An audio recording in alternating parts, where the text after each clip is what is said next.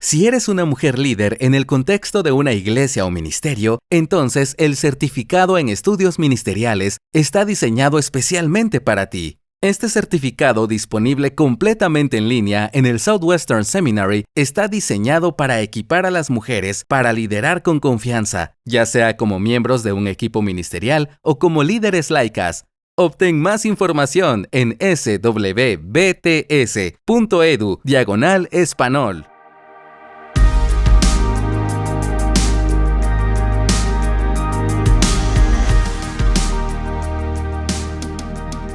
Te damos la bienvenida a este podcast de la Biblia a la Vida. Una vez más estamos felices de estar por aquí con ustedes, aunque sea a la distancia, en el momento en el que nos estés viendo, pero de verdad que nos sentimos felices, nos sentimos alegres de poder tener una entrega más, un episodio nuevo, fresco, un tema que esperamos que pueda servirte y ser de edificación, y un tema que queremos traer de la Biblia a tu vida diaria y que ya pasó por la nuestra, porque verdad, todos estos temas como que son una introspección para nosotras primero, y queremos venir a traerte de lo que Dios nos ha hablado a nosotras, y recordando que no es que estamos aquí sentadas porque somos perfectas, no estamos aquí sentadas porque todo esto no lo sabemos y venimos a enseñarte a ti que no sabes, no, es de nuestra propia debilidad, de nuestras propias flaquezas, de nuestro propio pecado, sabiendo que el grande es Cristo Jesús y a Él es que te queremos apuntar, no a nuestras vidas.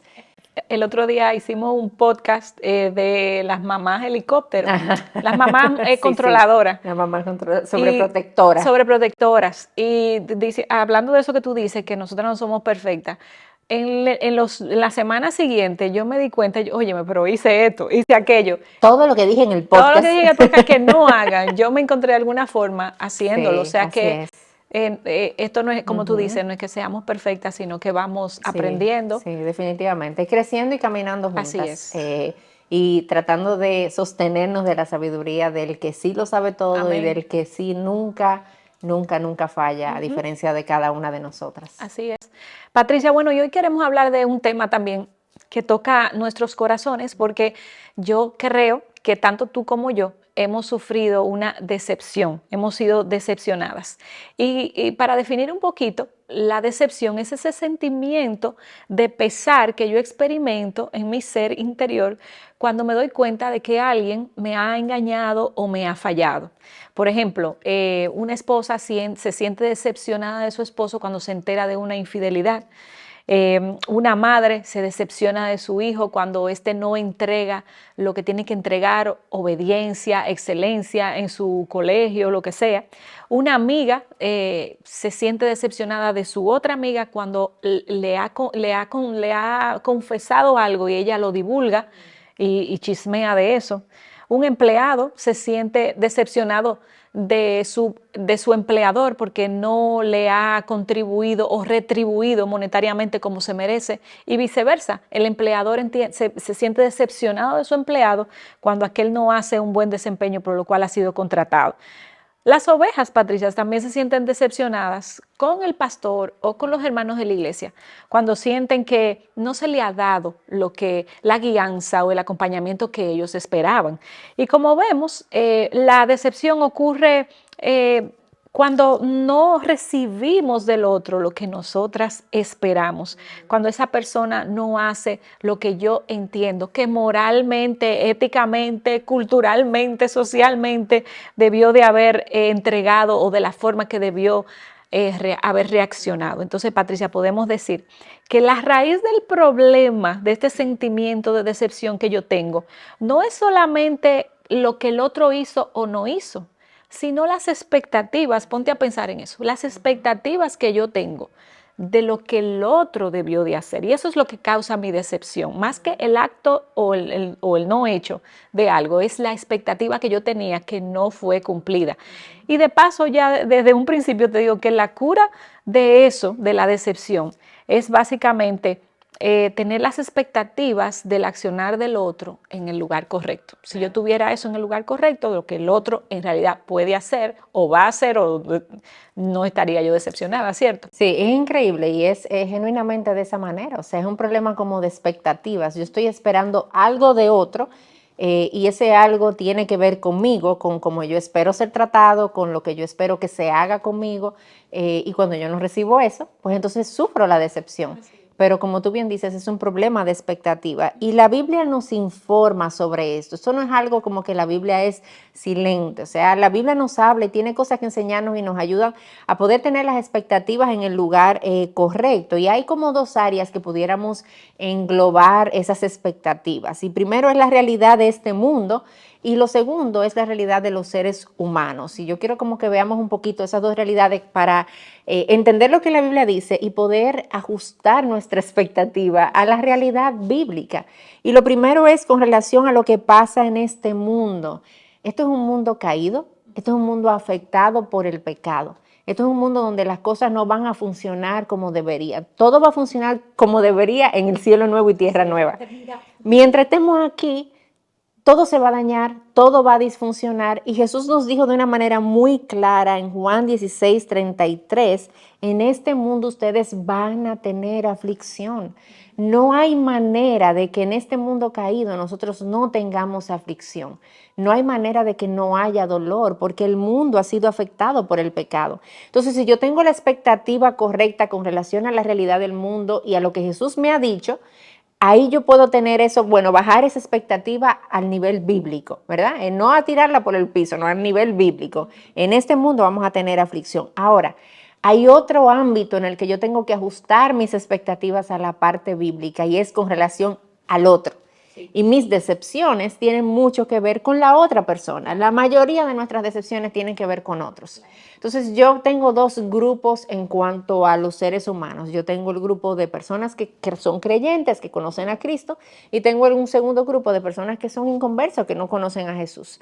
Aquel que conoce a Cristo, yo necesito tener la expectativa de que Jesús pagó por su pecado, paga por nuestro pecado, y en la obra de Cristo yo soy hecha libre del poder del pecado. El creyente tiene la posibilidad de poder elegir, valga la redundancia, entre pecar y no pecar, porque ese poder del pecado Cristo lo venció en la muerte y en la cruz del Calvario. Pero si somos honestas y podemos ver eso en nuestra propia vida, aún cuando esto es una verdad de que el poder del pecado ya no tiene dominio sobre nosotras, está la realidad de que seguimos pecando, Char, ¿verdad? De que seguimos fallando, de que seguimos eligiendo el pecado muchas y muchas y muchas veces por encima del obrar de una manera digna del Evangelio, de una manera digna de Cristo Jesús.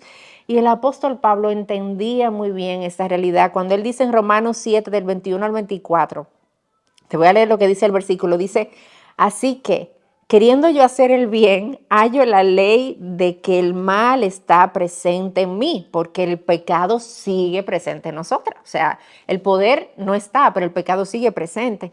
Porque en el hombre interior me deleito con la ley de Dios, pero veo otra ley en los miembros de mi cuerpo que hace guerra contra la ley de mi mente y me hace prisionero de la ley del pecado que está en mis miembros. Miserable de mí, ¿quién me librará de este cuerpo de muerte?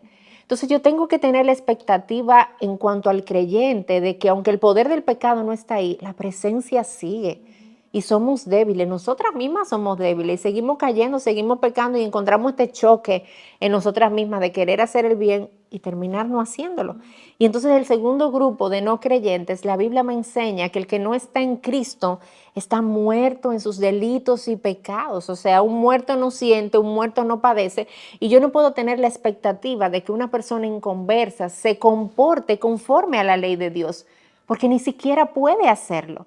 Y eso es algo que tú y yo necesitamos entender. Y Efesios 2:1, oye lo que dice: y Él les dio vida a ustedes que estaban muertos en sus delitos y pecados, en los cuales anduvieron en otro tiempo, según la corriente de este mundo, conforme al príncipe de la potestad del aire, el espíritu que ahora opera en los hijos de desobediencia. Entre ellos también todos nosotros en otro tiempo vivíamos en las pasiones de nuestra carne, satisfaciendo los deseos de la carne y de la mente, y éramos por naturaleza hijos de ira, lo mismo que los demás. Entonces, cuando yo entiendo todas estas realidades, Charvela, como que mi expectativa entran al lugar correcto. Y cuando esas expectativas están en el lugar correcto, yo tengo ahí, como tú mencionabas, esa vacuna contra la decepción, porque ya yo sé que yo voy a esperar. Así es. Patricia, yo quería enfatizar algo que me parece de vital importancia y es que a veces nosotras calificamos, evaluamos o pasamos por un sedazo a la otra persona según los estándares míos y no según estos estándares que tú acabas de explicar, los estándares de la palabra de Dios que nos revelan nuestra condición. Entonces, déjame ilustrarte esto en el área, por ejemplo, del matrimonio.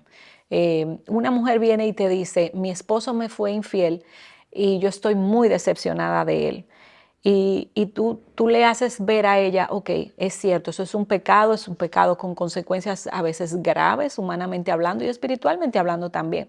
Pero el problema con esa mujer es el estándar. Ella está juzgando, ella dice, yo nunca le haría eso a él, porque él me hizo eso a mí. Y ahí está el dolor, la decepción. Yo nunca le haría algo así a él.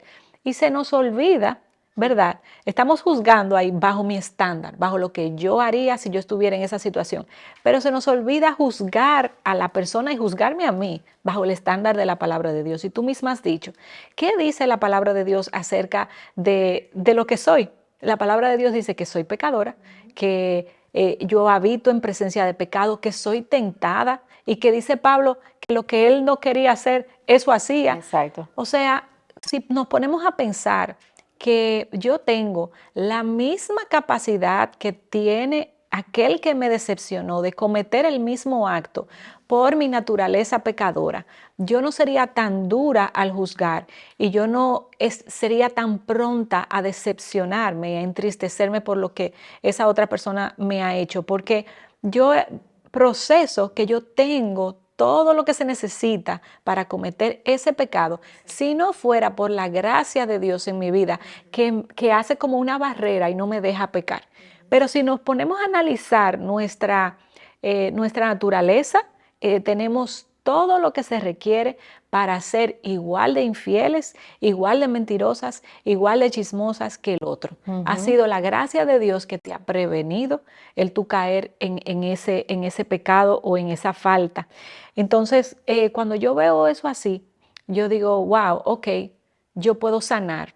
Yo puedo sanar porque puedo extender gracia, la gracia que se me ha extendido a mí se la puedo extender a la otra persona y decir, bueno, es cierto, me fue infiel. En el caso de las esposas, que creo que es como de las decepciones más tristes que vemos socialmente hablando y en la iglesia, él me fue infiel. Vamos a trabajar nuestro matrimonio, vamos a ver si él se arrepiente, si no lo ha hecho, pero no seas tan pronta a entristecerte porque en realidad eso es lo que somos, pecadores. Y la expectativa es, me van a fallar. Él es pecador y yo lo pude haber hecho también. Y ese es el primer paso para la sanación, bajar el estándar mío y poner el estándar de Dios en el lugar correcto, porque todas somos pecadoras y todas podemos cometer. Entonces, cuando yo pienso en eso y en yo derramo gracia, Patricia, porque eso es lo que Dios ha hecho conmigo. Doy de gracia lo que por gracia he recibido. Exactamente. No quiere decir, bueno, eso no es nada. No, no, es Claro, doloroso. claro. Hay que trabajar el Y matrimonio. lo que está mal, esa es la realidad. Exacto. Y sé que te dolió, pero si tú pensaras en lo que Dios hizo por ti en la cruz y la capacidad que tú tienes de hacer lo mismo, tú bajaras un poquito tu herida, tu sentimiento de dolor y pudieras comenzar un proceso de sanación. Y tú sabes que, Charvela, que no es, o sea, además de la capacidad que yo tengo en un futuro de hacer lo mismo, de herir a otros, es la realidad que a veces se nos olvida de que ya yo le he hecho algo similar a alguien. O sea, ya yo he decepcionado a alguien, ya yo he actuado mal en contra de alguna otra persona, pero en medio de nuestro dolor eso se nos olvida. Se nos olvida que lo hemos hecho, se nos olvida que lo vamos a hacer a otra persona también y es algo importante a recordar. Y tendemos a categorizar los pecados. Sí. Bueno, yo no fui infiel, pero fui chismosa o fui desleal en algo. Y ciertamente los pecados tienen consecuencias. Claro. No podemos categorizar a todo pecado con el nivel de consecuencia. Pero es pecado. Es pecado Tengo el potencial de hacerlo. Y daña a alguien. Y dañar a alguien. Y afecta a alguien también.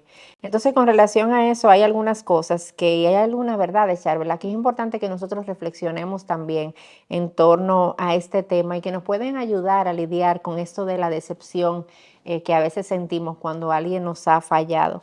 Y una de esas verdades es que ningún sufrimiento o ninguna decepción que suframos en esta vida va a deshacer lo que Dios hizo por nosotros en Cristo Jesús. O sea, su obra a nuestro favor en la cruz del Calvario es una obra segura, es una obra completa, es una obra que no va a ser afectada por absolutamente nada. Jesús dijo, completo está, consumado es, ya esto está listo, ya esto está pago. Y Jesús sabía todo lo que iba a pasar en el futuro, o sea, él sabía y él conocía cada uno de los pecados que nosotros íbamos a cometer, que otros iban a cometer contra nosotros, y todos esos pecados fueron cargados en la cruz del Calvario. Entonces, mi decepción no anula su obra en la cruz. El pecado del otro contra mí no anula su obra en la cruz, y la esperanza que yo tengo por esa obra, la esperanza que yo tengo por lo que él ha hecho en mí, y la esperanza de lo que Él puede hacer en el otro también, ya sea que conozca ya a Cristo o ya sea que no lo conozca, hay esperanza por lo que Jesús ya ha hecho. Y ojalá podamos ver la decepción como una oportunidad de nosotras incluso crecer espiritualmente. La decepción puede tener un propósito santificador en nosotras porque nos enseña a ser más pacientes, Patricia, nos enseña a ser humildes y reconocer, yo pudiera hacer eso mismo. Nos enseña a permanecer pegadas a aquel que consuela.